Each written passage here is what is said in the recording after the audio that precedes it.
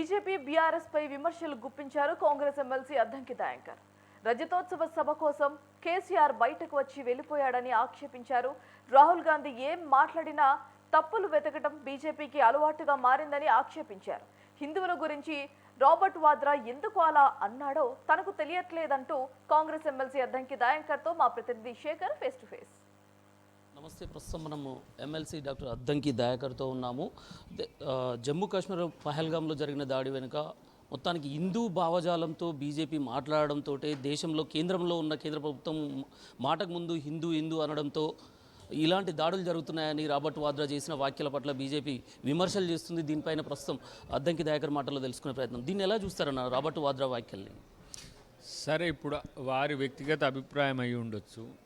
ఈ సందర్భాల్లో కొంత రాజకీయాలను మనం పక్కన పెట్టి జరిగింది హిందువుల మీదనైనా ముస్లింల మీదనైనా ఎవరి మీదనైనా దాడి. సో ఆ దాడిని తీవ్రంగా ఖండించాల్సిన సందర్భం.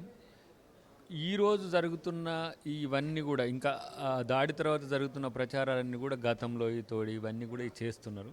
ఆయన వ్యక్తిగత అభిప్రాయంగా ఆయన వెలిబుచ్చిన దాన్ని బీజేపీ ఎట్లా చూస్తుందనే విషయాన్ని ఒక ఎత్తు అయితే, కాంగ్రెస్ పార్టీగా తర్వాత ఒక జస్ట్ ఇండియన్ డెమోక్రసీ మీద నమ్మకం ఉన్న వ్యక్తులుగా డెఫినెట్గా కొంత అంతరాలను పెంచే విధంగా ఉండకుండాల్సిన సందర్భం చేయాలి. ఎందుకంటే వాళ్ళు అసలే బీజేపీ వాళ్ళు గింత దొరికితే రాజకీయాలు చేసుకుంటూ కూర్చుంటారు. రాహుల్ గాంధీ కూడా బయట దేశాలకు ఎక్కడికి వెళ్ళినా ఇండియాకు వ్యతిరేకంగా దేశానికి వ్యతిరేకంగా వ్యాఖ్యలు చేస్తుంటారు అనే వ్యాఖ్యలు కూడా ఈ సందర్భంగా బీజేపీకి వ్యతిరేకంగా చేస్తే దేశానికి వ్యతిరేకంగా కాదు, ప్రభుత్వానికి వ్యతిరేకంగా చేస్తే దేశానికి వ్యతిరేకంగా కాదు. జాతీయత వేరు, ప్రభుత్వం వేరు, పార్టీ వేరు, మోడీ వేరు, తర్వాత ఇండివిజువల్ మీరైనా వేరు. కాబట్టి దాన్ని కలగాపులగం చేయొద్దు. దేశం అంటే ప్రజలకు వ్యతిరేకంగా ఎప్పుడు రాహుల్ గాంధీ చేయరు. ఎవరు కూడా కాంగ్రెస్ పార్టీ వాళ్ళు చేయరు. కాంగ్రెస్ పార్టీ అనుబంధంగా ఉండేటోళ్ళు కూడా చేయరు. ఎందుకంటే భారత రాజ్యాంగం పట్ల, భారత జాతీయత పట్ల కాంగ్రెస్ పార్టీకి ఉన్నంత కమిట్మెంట్ ఇంకో పార్టీకి ఉంటుందని నేను అనుకోను. చివరిగా ఒక ప్రశ్న. వరంగల్లో బీఆర్ఎస్ పార్టీ సభ కాంగ్రెస్ పార్టీకి చరమగీతం పాడబోతుంది ఈ సభతోనే అని కేటీఆర్ వ్యాఖ్యలు. ఏమవుతుంది ఆ మీటింగ్తో చెప్పు? నువ్వు సుదీర్ఘ రాజకీయాలు చూసినావు కదా, ఏమవుతుంది ఆ మీటింగ్తో? ఒక మీటింగ్ అవుతుంది, ఇంకేమవుతుంది? వీలైతే కేసీఆర్ ప్రజల్లోకి వస్తారు, రమ్మనే కదా అంటున్నది. ఆయన అనుకున్నప్పుడే వస్తారు రా. కాబట్టి అది పెద్ద జోక్, దాన్ని పెద్దగా మనం సీరియస్గా తీసుకోవాల్సిన సందర్భం లేదు. ఎవరైనా రాజకీయ పక్షాలు మీటింగ్ పెడతారు, ఆయన 10 పెడితే మేము 20తో కూడా పెట్టగలం. అయితే ఏమవుతుంది? కాబట్టి మీటింగ్లు పెట్టుకునే స్వేచ్ఛ హక్కు ఉన్నది, పెట్టుకోండి, కానీ ప్రజల కొరకు కూడా ఆలోచించండి. ఫైనల్గా మంత్రివర్గ విస్తరణ జానారెడ్డి లేఖతోటే ఆగిపోయిందని అనుకోవచ్చా? నిన్న మీనాక్షి నటరాజన్ ఏఐసీసీ పరిషత్లు తెలంగాణ వ్యవహారాల ఇన్ఛార్జ్ నిన్న మీనాక్షి నటరాజన్ ఎంపీలతో భేటీ అయిన సందర్భంగా, పీసీసీతో భేటీ అయిన సందర్భంగా సంస్థాగతంగా వెళ్లాల్సిందే.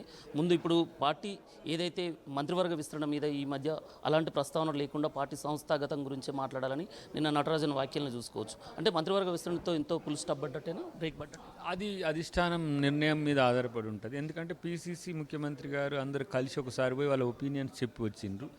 నిర్ణయం అనేది ఇప్పుడు సెంట్రల్ పార్టీ కోర్టులో ఉంటుంది. డెఫినెట్గా అది ముఖ్యమంత్రి గారి అభిష్టం మేరకు అధిష్టానం నిర్ణయం తీసుకున్నప్పుడు జరుగుతుంది. అది ఇప్పుడు అని చెప్పడానికి సమాచారం మన దగ్గర ఉండదు, వాళ్ళ దగ్గరే ఉంటుంది. కాబట్టి ఎప్పుడైతే జరిగేటప్పుడు జరుగుతుంది, కానీ పార్టీ కొరకు పనిచేసే పద్ధతి మాత్రం ఇప్పుడు మొదలు పెట్టాలని నిన్న జరిగిన మీటింగ్. సరే, ఒకవేళ ఈసారి మంత్రివర్గ విస్తరణలో అద్దంకి దయాకర్ని మంత్రిగా చూడొచ్చా మరి?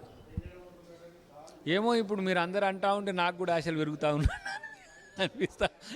అంటే ఈ మధ్యన ఎక్కువ ఇప్పుడు మంత్రి వస్తూ ఉన్నది. ఏదున్నా అది పార్టీ నిర్ణయం మేరకు ఉంటుంది. పార్టీ ఒక మీటింగ్లో సీఎం రేవంత్ రెడ్డి అద్దంకి దయాకర్ చాలా ఓపికతో ఉన్నారు, అందుకే పార్టీ గుర్తించి పదవులు ఇచ్చుకుంటూ వెళ్తున్నది అనే సందర్భాన్ని కూడా, పని చేస్తే పదవులు వస్తాయి, పదవులు వస్తే మంచిది, మంత్రి పదవి వచ్చినా మంచిది. ఎందుకంటే పదవి వస్తే ఇంకా మరింత బాధ్యత కూడా పెరుగుతుంది. చెయ్యలేని వాళ్ళం కాదు, ఏజ్ లేని వాళ్ళమో లేకపోతే తెలివి లేని వాళ్ళమో, పార్టీ కొరకు పనిచేయని వాళ్ళమో, తెలంగాణ కొరకు కొట్లాడిన వాళ్ళమో, రాజకీయాలు తెలియని వాళ్ళమో కాదు కదా, రాజ్యాంగం తెలియని వాళ్ళమో కాదు కదా. అర్హత ఉంది కాబట్టి అవకాశం కొరకు అడిగితే మంచిదని చాలామంది అంటారు. బయట సోషల్ మీడియాలో కూడా చాలా వస్తున్నది. నేను కూడా అడిగితే మంచిదేమో అనే ఆలోచన కూడా నాకు కూడా అనిపిస్తున్నది. ఇప్పుడు చూద్దాం, అడుగుదాం. ఒక ప్రశ్న ఉన్న టీపీసీసీ ప్రక్షాళన కానీ, కార్పొరేషన్ పదవులు కానీ, యువతకు పదవులు ఇవ్వడంలో కాంగ్రెస్ పార్టీ ఇవ్వకపోవడం వల్ల కొంత నిరుత్సాహంతో ఉన్నారు. పదవులు కట్టబెట్టడంలో కాంగ్రెస్ పార్టీ పదవులు అని చెప్పేసి అంటున్నారు. అన్ని జనరేషన్స్కి వస్తాయి, టాప్ టు బాటమ్. ఇప్పుడు పదవుల్లో అధికారాల్లో కూడా ఏది సర్పంచ్, ఎంపీటీసీ, జెడ్పీటీసీ, ఎంపీపీ, జిల్లా పరిషత్, నామినేటెడ్ డైరెక్టర్స్ చాలామందికి అకామిడేట్ అయ్యే నెలలు భవిష్యత్తులో ఉన్నాయి. కాబట్టి యువత కానీ మిగతా ఎవరు కానీ మీరు ఏమీ చింతపడవలదు. అందరూ పనిచేసిన వాళ్ళకి అవకాశాలు ఇచ్చే ప్రయత్నం మీనాక్షి నటరాజన్ గారు చేస్తున్నారు, ముఖ్యమంత్రి గారు చేస్తున్నారు. క్యాబినెట్ కూడా ఆ విషయాల్లో వాళ్ళ సూచనలు కూడా తీసుకుంటున్నారు. కాబట్టి అందరికీ మంచి జరిగే రోజులు భవిష్యత్తులో ఉన్నాయి. కాబట్టి డెఫినెట్గా ఎవరికైతే నష్టం జరిగే అవకాశం ఉందో వాళ్ళకి ఆల్టర్నేట్ చేసే పరిస్థితి కూడా ఉంటుంది. ఏమి ఎవరిని తక్కువ చూపు చూడడం అయితే ఉండదు. Thank you. ఇదండి డాక్టర్ అద్దంకి దయాకర్ గారు, ఎమ్మెల్సీ గారి ప్రతిగతం. కెమెరామెన్ శ్రీనివాస్తో శేఖర్, గాంధీ భవన్ నుండి.